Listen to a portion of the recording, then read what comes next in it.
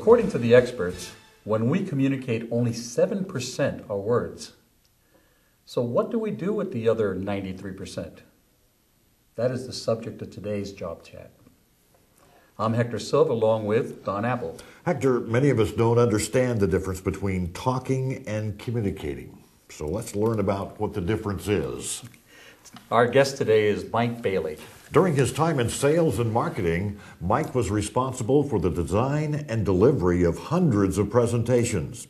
He developed some unique methods for dynamic presentations and for turning complex technical issues into easily understood presentations. Always being highly complimented on his presentation skills, he's often told that he should teach others how to prepare and deliver presentations. Well, that opportunity arose early in 2001, and Bailey Presentations LLC was born. Mike, welcome to Job Chat. Thank you. Welcome, Mike.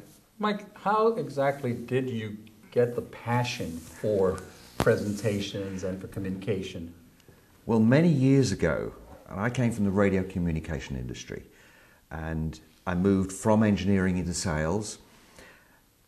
The ability to communicate what it was that you're talking about, I found just so important. I had excellent training from the company that I worked for in all aspects of sales, negotiation, all the technical things, but there was one thing missing, and that was how do you bring all this together and communicate? And when I started to look into it, just having an engineering mind, I wasn't satisfied with just being told so. I wanted to understand. And when I understood and had professional training, I then understood how important the ability to communicate really was. We can talk till it, blue in the face. For a long time. For a long time. But are we communicating?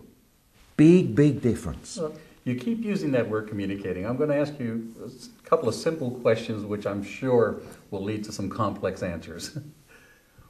What is communicating and why aren't we understood? Okay, we need to go back into how does the brain work? Have you ever been to a foreign country where they didn't speak English?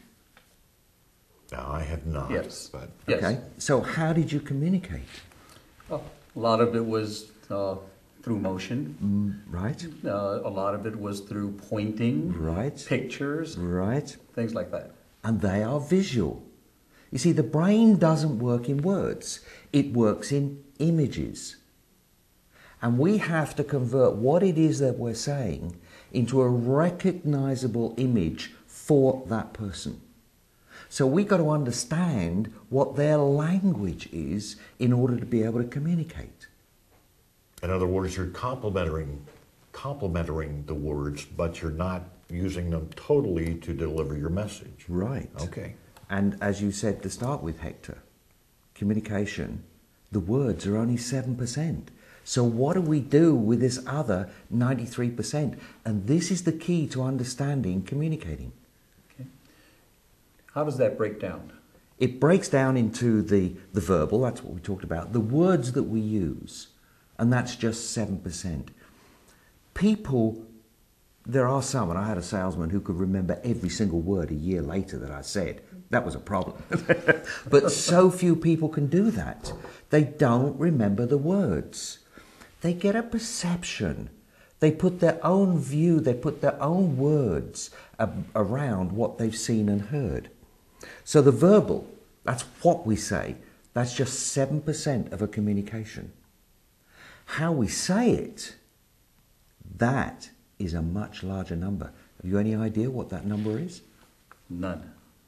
I would think at least 50. That depends.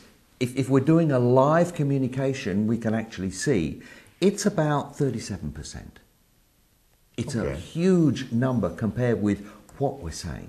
Yeah. This is how people remember what it is that you're communicating. That's somewhere along the lines of Jim Rohn, who was a motivational speaker, said effective communication is 20% what you know and 80% how you feel about what you know. That's so true. And I guess that feeling is what you try to get across Yes. as well as the words. Yes. If you're on the phone, that 7% right? It becomes 17%, the verbal, and how you say it is 83%. It's so critical. So if you're doing an interview on the phone, how you say it has a greater level of importance than actually what you're saying. That's what that person is perceiving. They're creating an image in their mind of what they're seeing. Have you ever talked to somebody on the phone and created this image of the person, then when you actually meet them, it's a different image? It's a whole different image. Yeah. Completely. Well, give us an example. You've got a phone interview, and the interviewer asks you, Mike, how are you today? How would you answer that where good and bad come into play? Well, I would never say I'm having a bad day. Duh. Well, I don't think you ever have bad days. Especially there. That's right, no. I'm having a great day. Having a great day. We need to keep our circumstances away from us personally. If you're not 100% personally, you're letting your circumstances get in the way. And when in an interview, if you can keep those circumstances, and you need to, out of the way of what you're saying, how you're saying it, how you're communicating, you will come across so much more positively. Now, that works fine in a situation where you're verbal, but emotions don't translate very well in the written communication. So how do you make sure that when you're sending something written, that you can follow it up to make sure that they understand what emotion is behind it? It's very difficult. I'm not particularly good at the written word.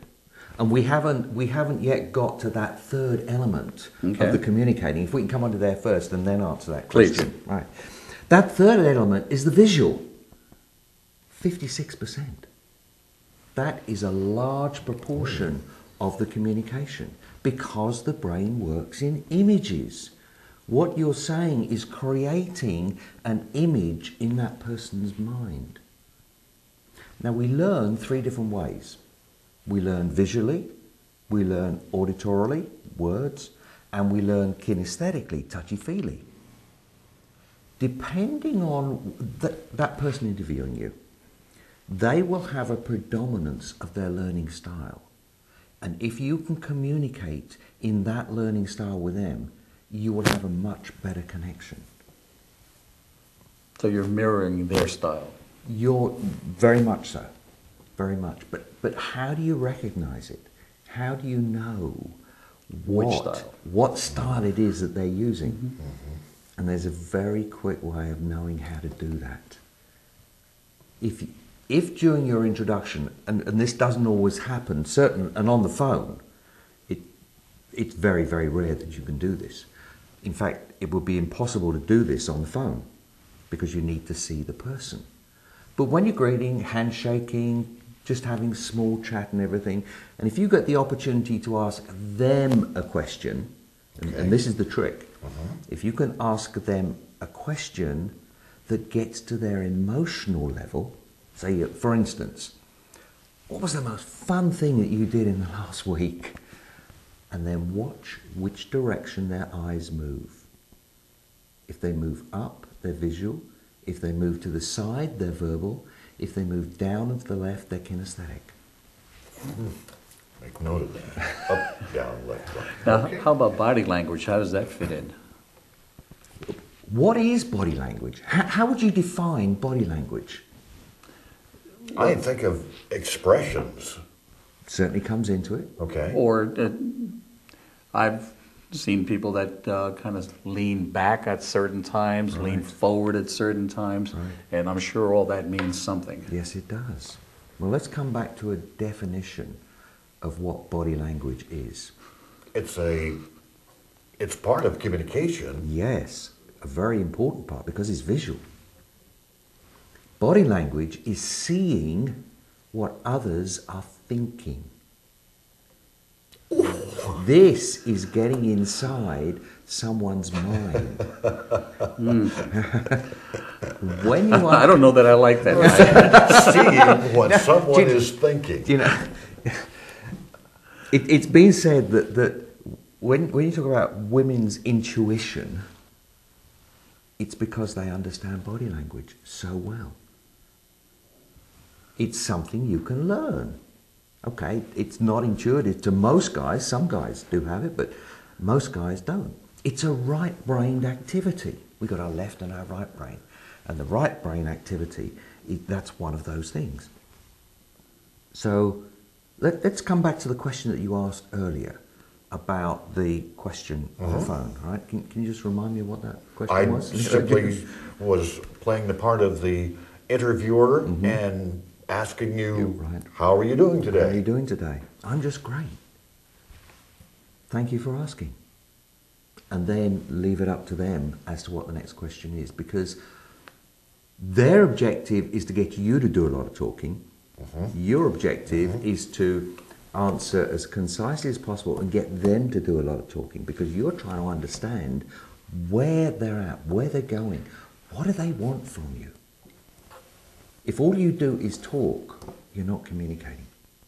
You're not understanding where they're coming from. Well, you were talking about what you say, so I'm doing fine today. How we say it, right? The inflection, the smile, all of that comes into play, particularly or especially in the phone interview. Yes, it does. Smile when you're talking on the phone. Okay. That smile comes through in your voice. And again, that's how you're perceived, not just on the phone, but when you're sitting there with someone, that's when the visual and, more importantly, the vocal come into play as well. Correct. Okay. If you had to pick one of these that you're going to emphasize more than the other, which one would you pick? Depends very much on that person interviewing you.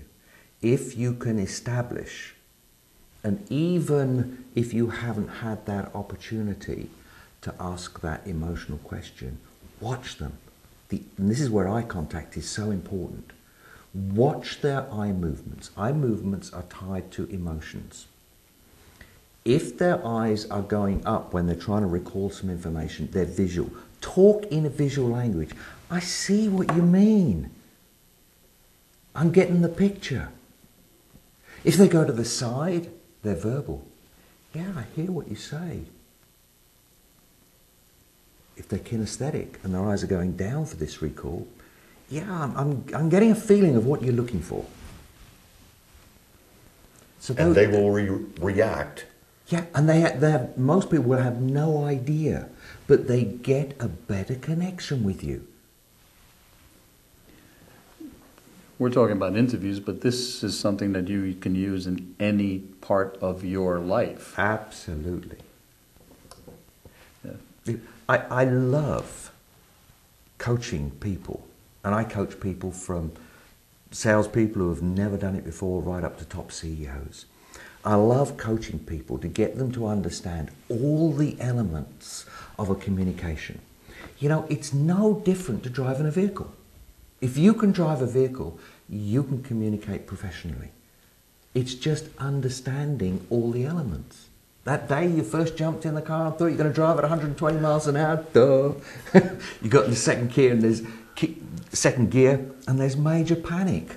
What do I do? So you're trying to think in your conscious mind of all these things that you've got to do, especially in the stick shift. How do you coordinate all these things?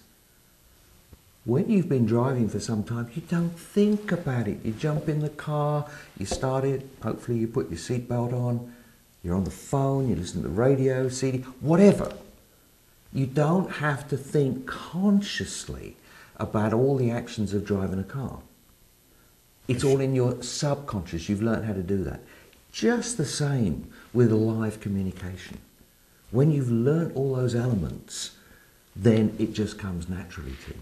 So you're saying it has to become a part of your way of life. Yes. It's not just something you turn on and off when you need it. You have to know how to communicate at all times. Right. Yes. Yeah. It has to be second nature, where you're not thinking about it. Well, sometimes you need a cup of coffee to get it into second nature. I think we all do, yes. And again, situations, I imagine, have some impact on how you're going to communicate. Of course. How about in conflict? When there's conflict between people, how does that then affect the communication between them? 3 ways of communicating when we're in that situation. We have parental. We're trying to act like a parent. Do it. And what's the reaction from that? It's a submissive, childlike reaction. It's very difficult. That can then bring up anger, and the child either goes into complete submission or into a negative response.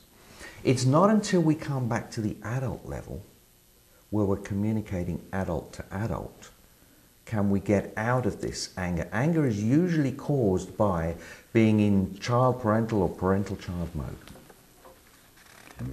In other words, grow up. Well, well, it also has to do with the fact that conflict arises when someone has their own agenda. Yes. And you, in the conversation you're having, you're not agreeing with them. Right. And they're trying to get you to agree. Right. But again, I hear all of the things you're saying, and the verbal and the body language and all of that still has to come in there. And the mirroring of them is going to get them to a better place for you to be able to communicate with them. Right. Yeah, it's the my way or the highway type of trying to communicate. Mm-hmm. Got to be able to listen, and active listening. You've got to listen and hear, and it's not just the words that you're hearing the intent behind those words, and that's what you've got to get to. It's like when someone asks you a question. Many times the question is not the question, not the question. Right. It's a teaser, it's a tester to see how you respond to that. Mm-hmm. And sometimes you've got to reverse that question back to that person to find out what the real question is. And this can happen in interviewing. So they're trying to drill down to the real, or you are trying to drill down to the real question. Right. After the initial question. Yes. Okay. Yeah. But sometimes we're so busy thinking about what we want to say, what we want to get across, that we're not listening to that question. That is so dangerous, Hector. That's why we were given 2 of these and 1 of these. And we need to use that in that proportion. 2 ears, 1 mouth. We've got to listen to what they're saying. What are they trying to get from us? And really understand. And as you say, it's a nerve-wracking situation to be in an interview. But you've got to be calm. Let me show you a technique for getting yourself calm. And this is really important. Whether this is a live communication, a presentation, a public speech, or whether it's an interview. Okay. If you're going to potentially go into a high-stress situation, what you need to do is to get your body ready for this. And you have to do some deep breathing. The deep breathing does a number of things. It oxygenates your blood to a higher level and you can think much more quickly. And it relaxes your muscles. So it keeps you at a calmer level. And that deep breathing, and it is real deep breathing, will get you much, much calmer. That's an excellent idea. I'm breathing as we speak. You're still alive, Hector. Wonderful, great. There's one other part of communication that I wanted to touch on and get your take on, and that's a third party. When there's a third party in the communication, especially if they're talking between the 2 of you, that could be good and it sure could be bad, couldn't it? Just explain a bit more. Are we talking about an interview situation? No, not an interview situation. I'm okay. taking away from the interview. Just wanted to get your take on how is it when there's a third party involved, and that third party could take things in a different direction, and they could be good or bad to the conversation. How do you control that? If all you're doing is talking, then you're not communicating. You've got to ask questions, the open-ended questions, the what, where, when, why, hows, Because you can't, if you can answer yes or no to a question, it's a closed question. If you can't answer yes or no, it's an open question. You're going to get them to talk. So when you're asking open-ended questions, you're controlling the conversation. Now, taking us back to the interviewer is going to try to ask open-ended questions. Some of them do, some of them don't. Well, they should. Yes. They should. If they want to get information from you, they should. Yes. But shouldn't you also be asking open-ended questions? Yes, yes. So be careful about, and that's why I say, you've got to hear what the intent of that question is. And when you understand what that, and if you don't understand what the intent is, ask. Don't assume. Okay, you know the mnemonic for assume. Don't make an ass out of you and me. Well, it's like George Bernard Shaw once said that the biggest single problem with communication is the illusion that it's taken place. Yes. Yes. And that's why watching the body language is so important. Maybe in the next segment we'll look at body language a bit more deeply, because Please. Understanding and being able to read body language, to me, is a very important part of the communication, because unless you're understanding what's happening, unless you can see, which is what body language is allowing you to do, see inside that person's head what they're thinking, you're not really sure about how to answer that. Okay. Well, speaking of the next segment, we will be getting to the next segment, but let's first just conclude in this one that verbal, vocal, visual, body language are all important parts of communication. Very. Okay. If someone wanted to communicate with you further, where could they contact you? Go on the web, www.bailey, B-A-Y-L-Y, presentations with an S.com, or 913-897-2615. Thank you, Mike. Thank you, Mike. And of course, remember that all of our job chats, they're available to you anytime on our website, newlandingsjobchat.org. Just click on the Past Chats button. And Mike will be back with us in another segment, but for now, we thank you for listening. And until next time, may your days be full of health, happiness, and success.